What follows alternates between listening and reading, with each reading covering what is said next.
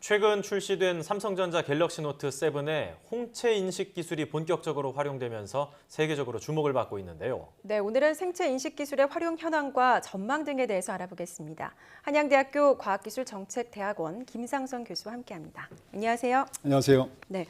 자, 먼저 이번에 삼성전자 갤럭시 노트 7에 도입된 홍채 인식 기술, 이게 어떤 걸 의미하는지부터 좀 짚어주시죠. 네, 화면에서 보셨죠? 스마트폰에 이제 눈만 갖다 대면은 별도로 뭐 아이디라든가 패스워드가 없이도 바로 열고 통화할 수 있는 그런 기술인데요. 아마 빠르면 다음 달부터는 이런 홍채 인식 기술을 이용해서 본인 인증도 가능하고 은행 업무까지 가능한 홍채 인식 스마트 뱅킹이 가능해진다고 합니다. 이런 것들이 가능한 이유는 사람마다 홍채 모양이 다르기 때문입니다. 그러니까 이제 어릴 때 한번 홍채가 만들어지면 평생 변하지 않고 같은 사람이라도 이 왼쪽 눈과 오른쪽 눈 형태가 달라요.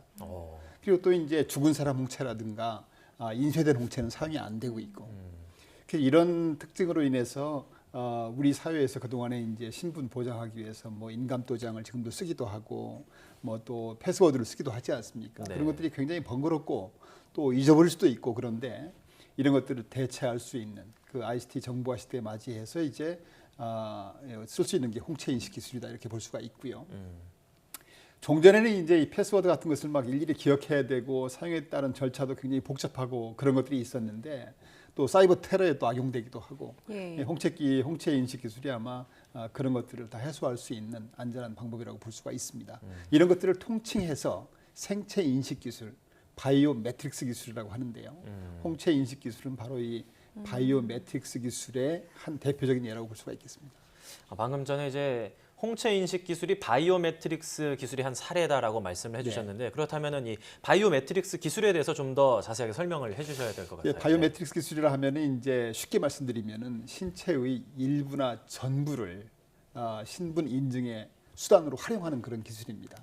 예를 들어서 이제 망막이라든가 또는 뭐 지문이라든가 음성이라든가 얼굴, 그러니까 개인의 신체적인 특징을 이용해서 신원을 확인하거나 범죄자를 가려내는 그런 기술이라고 볼 수가 있는데요. 네. 당초에는 이것이 이제 정부 당국에서 비밀 보장을 위해서 개발해서 사용했던 것이 비용이 싸지고 정확도가 높아짐에 따라서 이제 사용 범위가 점점 넓어지고 있다고 볼 수 있습니다. 예를 들어서 이제 홍채 인식 기술 외에도 지금 이제 이미 출입문 개폐할 때 쓰는 지문 인식 기술 이런 거 쓸 수가 있고요. 또 손바닥 전체를 인식하는 장문 인식 기술이라든가 또 정맥을 인식하는 기술도 있어요. 정맥하는 그 외에도 이제 입냄새라든가 목소리라든가 걸음걸이의 패턴이라든가 이런 것들이 다 그 바이오 매트릭스 기술이라고 볼 수가 있고요. 이런 것들을 통해서 이제 인감도장이라든가 패스워드를 대체하는 겁니다. 제가 조금 몇 가지만 더 재미있는 말씀을 드리면은 아마 어릴 때 그 알리바바와 40인의 도둑 보신 적 있으시죠? 네. 지금 아마 뭐 조카분들이나 다른 분 읽어주는 기억도 나실 텐데 거기 보면 이제 도둑 두목이 보물을 잔뜩 숨겨둔 그 동굴 앞에 가서 우리말로 말하면 열려라 참깨 그래요. 그럼 문이 열려요. 이런 것들이 바로 이제 음성 인식하는 바이오 매트릭스 기술입니다.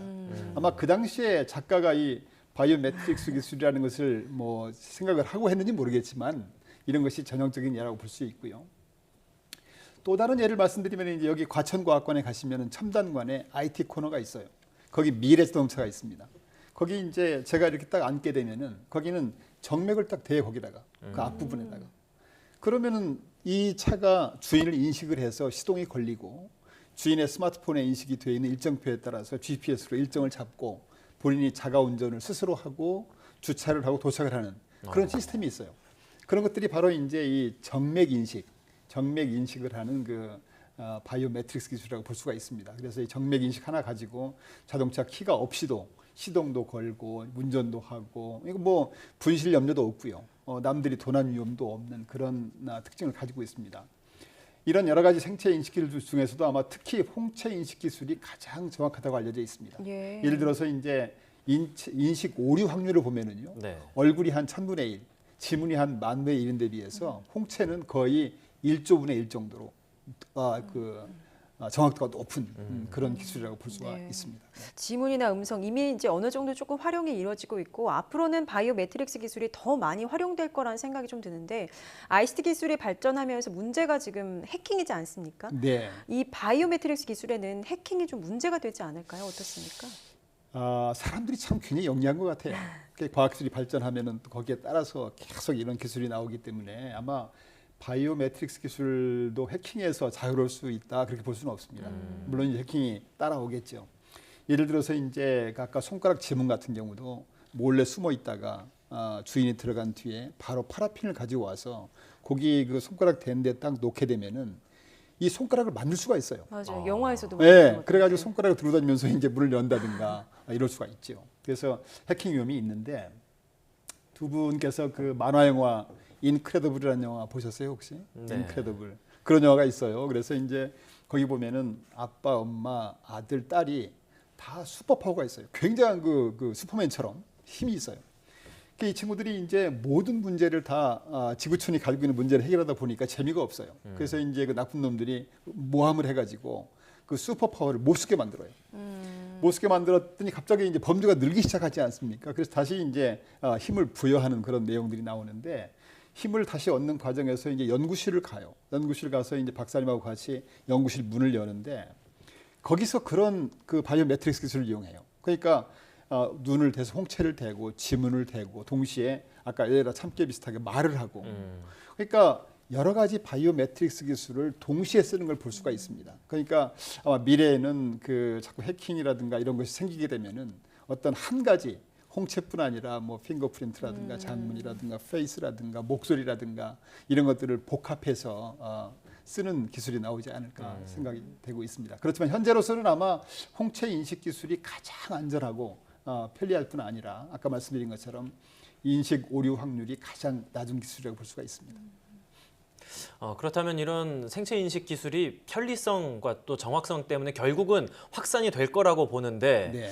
이런 과정에서 좀 더 본격적으로 도입하는 그 과정에서 유념해야 할 것들이 있다면 어떤 게 있을까요? 사실 이 홍채 인식 기술이 개발된 것은요 꽤 오래된 일입니다. 이게. 그래서 이제 여러 분야에서 이걸 시도했죠. 사용하려고. 제가 기억하기로는 2000년대 초에 미국에서 그 노스캐롤라이나의 샤롯데빌 공항인가요? 그 공항에서 한번 실제로 시범 도입을 했어요. 그러니까 이제 승객이 만약에 본인의 홍채를 등록을 하게 되면은 그냥 아무 절차도 없이 그냥 홍채만 딱 대고 게이트를 통과할 수 있는 그런 기술을 이제 이미 도입을 했죠. 근데 문제는 이 바이오 정보 유출에 대한 우려가 있는 거예요. 그러니까 선뜻 내 홍채 정보를 저기 등록을 해야 되는데 그것이 유출되면 어떡하나 그런 그 염려 때문에 홍채를 등록하는 사람이 많지 않다. 그래서 본격화가 안 되는 거죠. 이 참고로 우리 홍채는요. 그 사람의 건강 상태에 대한 모든 정보를 담고 있다고 합니다. 그래서 이 홍채 정보를 해석하면은 이 사람이 과거에 어떤 부분이 아팠고 심지어는 또 지금은 어떤 부분이 문제가 있고 어떤 부분이 지금 약한 상태에 있고 이런 것들을 다 알 수가 있다고 합니다. 그래서 제가 2000년에 미국에서 근무를 할 때인데요. 그때 이제 한국 벤처기업이 뭘 하느냐면은 홍채 인식 기술을 가지고 미국 법무부의 교도소를 다니는 겁니다. 가서 그 기술을 이용해서 이 사람이 마약을 했는지 안 했는지 판별하는 그런 비즈니스를 하는 걸 봤어요. 그만큼 많이 활용할 수가 있는 것이죠. 근데 이제 그래서 그런 정보들을 만약에 보험사라든가 다른 사람들이 잘못 악용하게 되면은 이 사람 취약부 부착한 사람이네. 보험 받으면 안 되겠네. 돈을 많이 내야 되겠네. 프라이버시 문제가 있지 않습니까? 그래서 이 바이오 매트릭스 기술 쪽에서는 정보 유출이 굉장히 중요한 문제입니다. 그래서 앞으로 이제 이게 잘 활용되기 위해서는 이 정보 유출하는 사례가 절대 없어야 되겠다. 그래서 최근에는 이제 아마 이런 우려가 많이 불식이 되는 것 같아요. 이번에 이제 갤럭시 7에서도 이런 걸 또 도입을 하고 또 뱅킹 업무에 도입을 하는 이유는 그만큼 이제 안전성이 보장이 되고 있다. 그렇게 볼 때는 앞으로 이 바이오 매트릭스 기술 활용이 예상외로 빠른 속도로 확대될 것으로 기대를 하고 있습니다. 어쩌면 이제 도장이 없어도 또 공인인증서 비밀번호를 외우지 않아도 이 본인의 신체 일부나 전부를 활용해서 인증을 할 수가 있고요.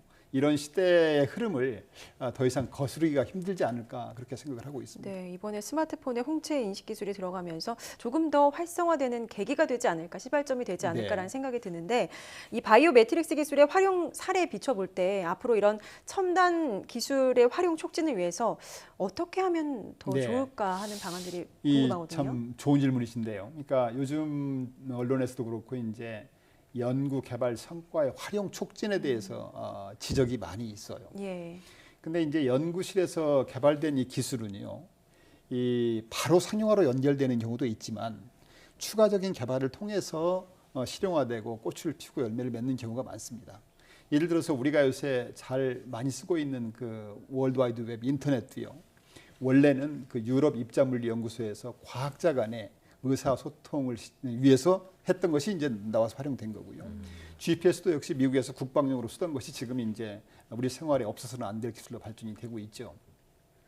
그래서 홍채 인식 기술을 비롯한 이 바이오 매트릭스 기술이라든가 쟁점이 되고 있는 원격 진료 기술이라든가 뭐 핀테크라든가 이미 기술적으로 입증되었음에도 불구하고 그것들이 잘 활용하는데 여러 가지 뭐 법적 제도적 요인으로 인해서 활용되지 못하는 사례가 많이 있어요. 그래서 우리가 요새 이제 돈 되는 기술, 실용화되는 기술, 빨리빨리 이런 것들을 강조하는데요. 과학기술에서는 저는 어느 한쪽만 옳다고 보지 않습니다. 그런 이분법적인 논리가 아니라 한쪽에서는 세계적인 원천 성과 창출을 위해서 주력을 해야 되고요.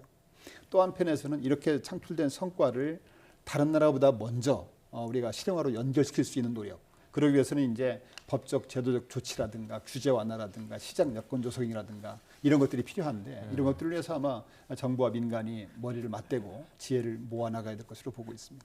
네, 결국 이제 바이오매트릭스 기술이 편리하면 편리할수록 파급력도 커지기 때문에 아무래도 정확도 안전성을 높이는 방향으로 발전시켜 나가야겠다는 생각이 네. 듭니다. 네, 오늘은 이렇게 해서 이제 최근 활용이 본격화되고 있는 생체 인식 기술의 현황, 또 문제점, 전망에 대해서 한양대 김상선 교수와 함께 이야기 나눴습니다. 교수님 오늘 말씀 감사합니다. 감사합니다.